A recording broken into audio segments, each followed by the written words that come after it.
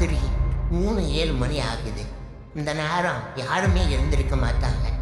ஆனால் கார்த்திக் மட்டும் திடீர்னு கண் திறந்தான். அவன் மொபைல் ஸ்க்ரீனில் டயத்தை பார்க்கும்போது மணி 3:07 AM. அந்த நேரத்தில் டக் டக் டக் டக் அவனோட ரூம் டோர் மெதுவாக யாரோ கத்துற சத்தம்.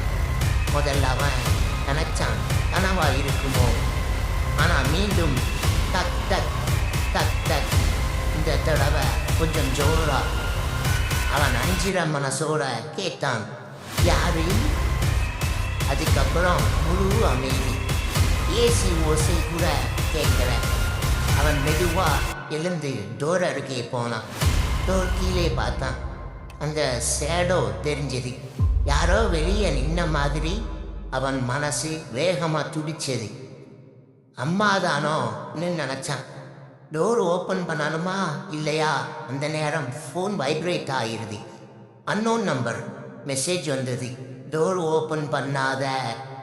அவன் அதை படித்த உடனே டோர் ஹேண்டில் மெதுவாக ஆட ஆரம்பிச்சது. கீச் கீச் அப்படின்னு சத்தம். டோர் லாக் சுற்றி சத்தம் கேட்குது. அவன் பின்னாடி பார்த்தா அவன் ரூமில் மிரரில் டோர் முன்னாடி நின்ன ஷேடோ அவனுக்கு பின்னாடி நிற்கிது. அதை பார்த்த உடனே அவன் கை காடு ஒன்றுமே ஓடலை. அவன் ரூமில் அவன் மட்டும்தான் இருந்தான்.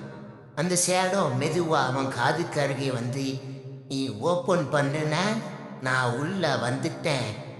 அடுத்த நாள் காலை அவன் ரூம் டோர் வெளியே இருந்து பூட்டப்பட்டிருந்தது. ஆனால் அவன் உள்ள இல்லை.